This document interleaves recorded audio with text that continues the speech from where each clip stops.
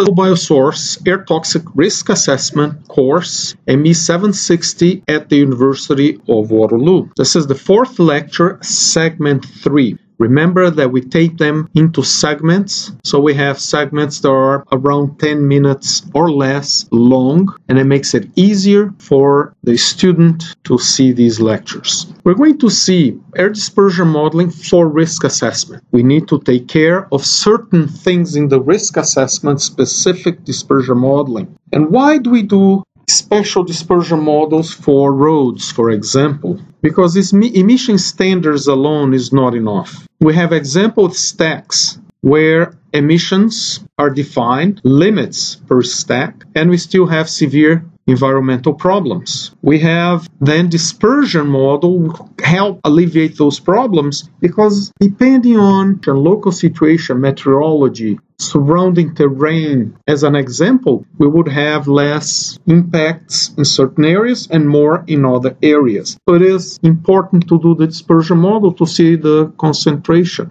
However, we still have problems, because depending on the toxic, they can accumulate in soils. Areas that it rain and you grow crops, beside large roads, for example, it rains and it would bring all those pollutants on top of the soils and the plants, and it will contaminate the plants. So therefore, we must design roads based on risk to human health and ecological receptors. And these will be dependent on the road traffic, the fleet composition that will travel through those roads. Because if you have just commuters, those will be cars. They emit less toxics than if it is a heavy-duty truck road. We need to know the fleet composition. We need to know also what are the vehicle control technologies. To have modern cars that will pollute less. If the age of the cars that will traffic there, and this happens in, let's say, certain neighborhoods, and then you have roads that will make them move to other areas. If the vehicles are new or old, that makes a big difference.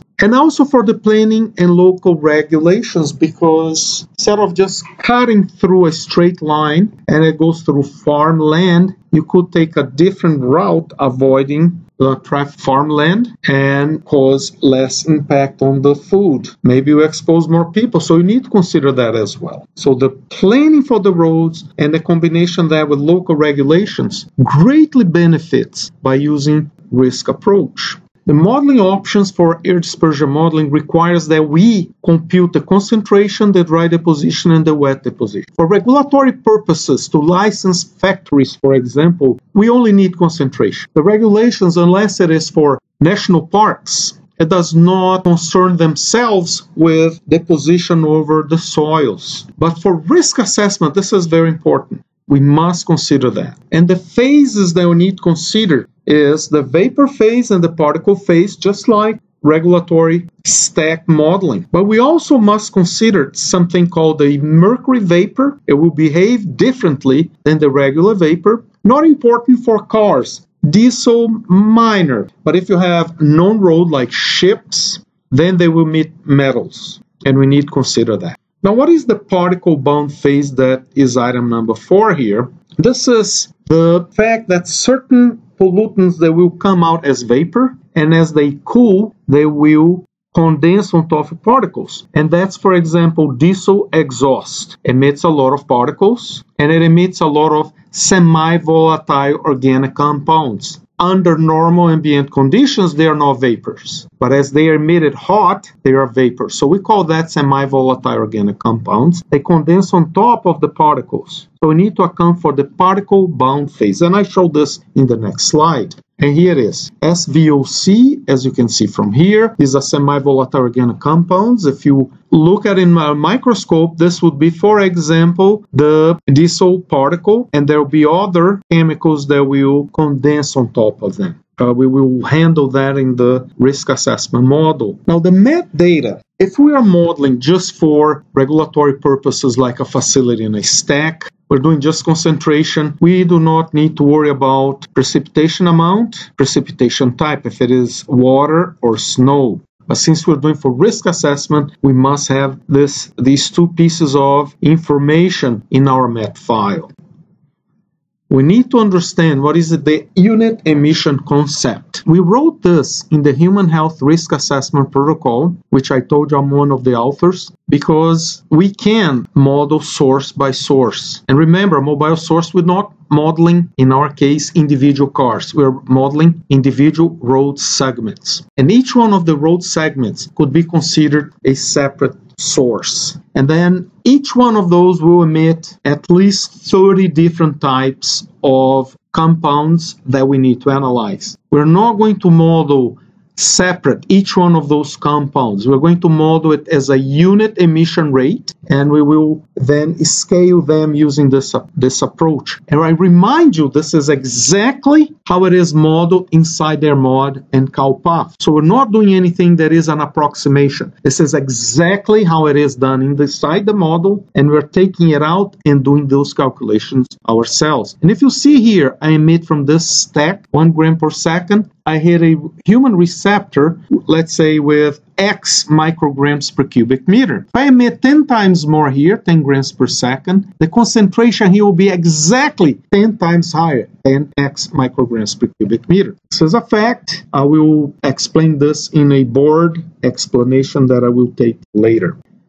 Now, when we have 2 road segments or 100 road segments, we cannot use all of them at the same time in the model at 1 gram per second. We must run each one individually 1 gram per second, and then we add them up. And this is also exactly how it is done inside AirMod and CalPath. So this is the summation concept. We also wrote this in the Human Health Risk Assessment Protocol. This was peer-reviewed and it's final approved. There were no changes to this approach that we defined. So this one, 1 gram per second hit, and we for this specific compound is 550 micrograms per cubic meter. This other one is 100. The total concentration here is exactly 150 micrograms per cubic meter. Now I'm going to explain to you when you are in AirMod, and you will run AirMod to get some dispersion modeling going, and we will have then a risk mode inside AirMod, and it will then set the model exactly according to the Human Health Risk Assessment Protocol requirements. So we'll do this automatically for you. And it will create grids that we must reproduce.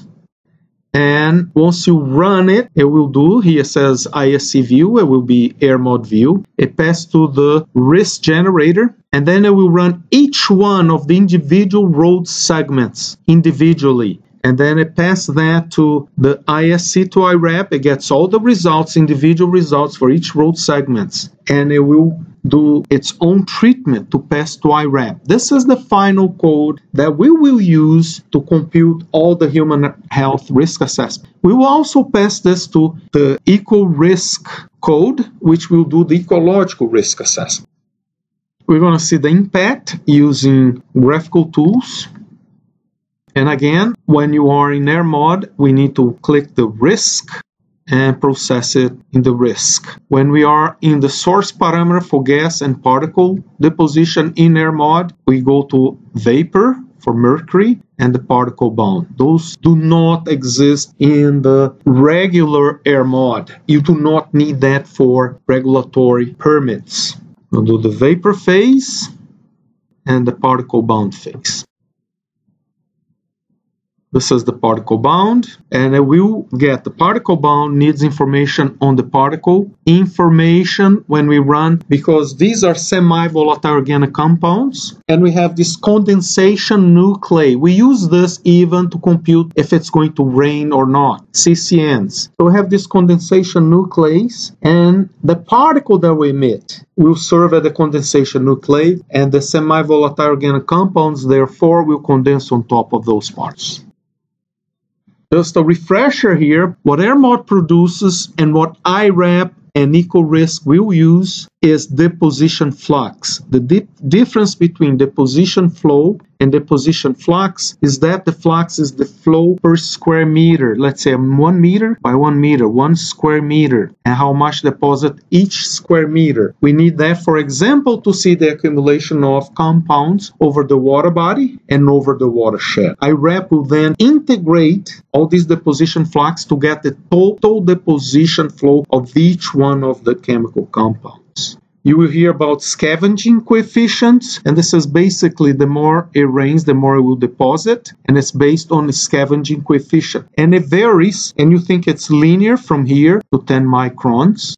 But remember, this is log base 10, so it's a semi-log graphic. So it's almost like a straight line, but in reality it is a curve. And up to 1 micron, it can behave well, but here our models will not account for these other behaviors that start to matter. For example, in reality, below 2.5 microns, electrostatic forces start to matter, and then it becomes unpredictable using models such as AirMod or CalPath.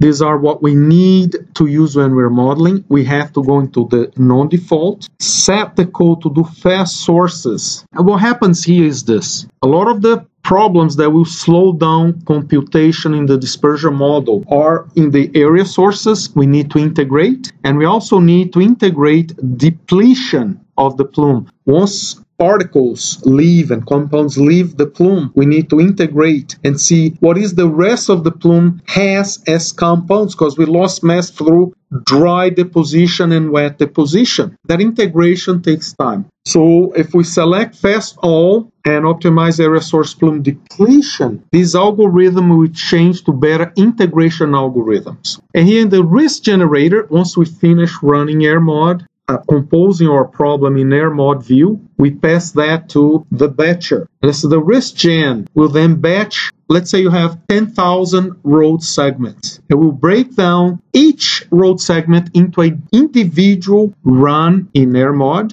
and it will batch them to run them separate. If you have any questions, please feel free to email me.